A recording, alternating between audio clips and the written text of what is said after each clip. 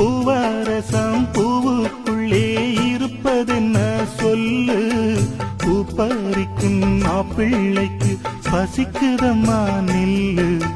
பூவெடுத்து தேனெடுத்து எதுக்கு இங்கே வரணும், பரிதவிச்சு பசிச்சு நின்னா பந்தியும் போட்டு தரணும். ஆடி ஆடி பாடி வந்து அலையுதொரு குருவி, கீச்சு கீச்சு